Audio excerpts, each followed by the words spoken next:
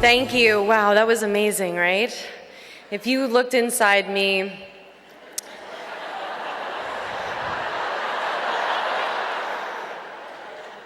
you would see a UTI right now. Hi, you guys. Hi. Hi. I'm so psyched I'm here. Thank you, Cindy. I'm beyond. And we don't have to travel. I'm from New York, obviously. You can tell just based on arm size alone. Like, these are New York arms, right? In LA, these register as legs. People are like, is there an octopus? What's going on? Speaking of puss, thanks to our TV show, you can now say pussy on television, unbleeped. Thank you. I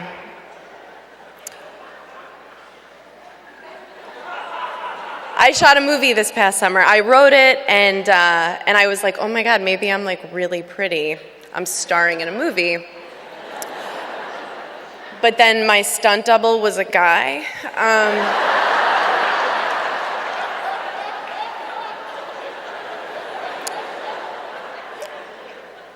I thought it was so cool I had a stunt double. I was like, where is she? They were like, that's Troy. I was like, oh.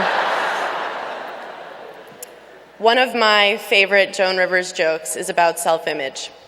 She said, my birth control now is just to leave the lights on. I only met Joan Rivers once, but I carried her with me for as long as I can remember. The first time I heard Joan was in the movie Spaceballs. She was brash and hilarious, and just hearing the voice coming from that gold robot put this crazy idea in my head that I could use my voice too. When I filmed my first ever stand-up special in 2007, I had to fight to get a joke past the censors. The joke was, I'm at the age where my friends are having kids, and the way they tell me they're pregnant is by taking us all out to brunch and saying, you guys, I'm keeping this one.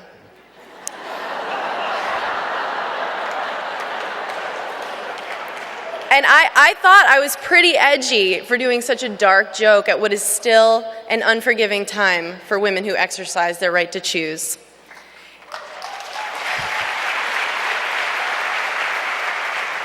It wasn't until a year later that I watched a clip of Joan on The Tonight Show, and she was doing a joke of a similar nature. She spoke about a friend of hers who had gotten 14 appendectomies in Puerto Rico, talking about the same subject. I laughed out loud. The truth and the pain and the way she said it, it cut like a knife. When she performed that joke on television, it was the early 70s. Think about that. She stuck her neck out at a dangerous time when she couldn't even say the word abortion on television. Now, I'm not going to say how big of balls she had to say that joke on the air, because she has taught us time and time again that having balls has nothing to do with it. Lucille Ball said, I'm not funny. What I am is brave. Joan was the bravest of all. Joan always got blasted for being mean, but she had the guts to make fun of herself more than anybody. She beat all the men in late night at their own game while creating the illusion that they were still in charge. Growing up, I got the distinct feeling that my classmates didn't want me to be funny. You're a girl. Be pretty and pleasant. And I got that feeling a lot. It was the thought of Joan that stopped me from keeping quiet. It wasn't easy. I would notice an injustice or think of something funny to say, and I would raise my hand and express myself, no matter what. I loved many funny women growing up. I loved Gilda and Carol Burnett and Lucy too. But I spoke up in class and now on this stage because of that first voice I heard coming from that golden robot in Spaceballs. She wasn't just a woman or a person. She was a comic and wanted to be treated as such. She spoke about being a comic on an episode of Louie. She said, you do it and you do it because you love it more than anything else. What we do is a calling, my dear. We make people happy. It's a calling. I'm sure this speech would annoy her. She didn't want to be given credit for inspiring women. She wanted to be known as a great comedian, and she was. The one time I met her was at the premiere of her movie, A Piece of Work. We were at a fancy after party, and she was being hounded by the press. No offense. Honored, blessed to be here. There were no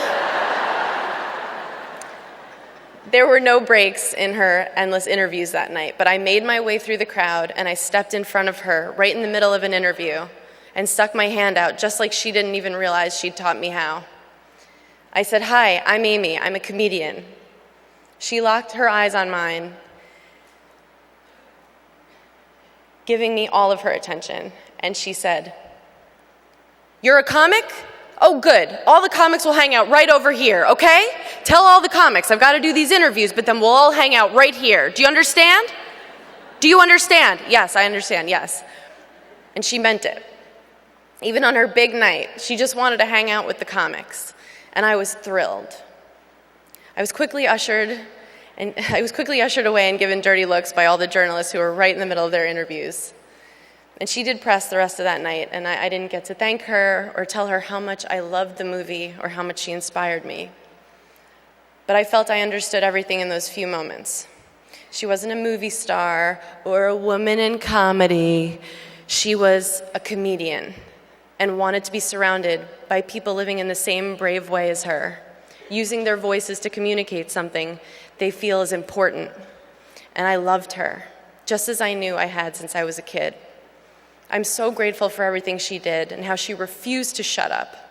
And to honor her, I plan on never shutting up too, except for right now. Thank you.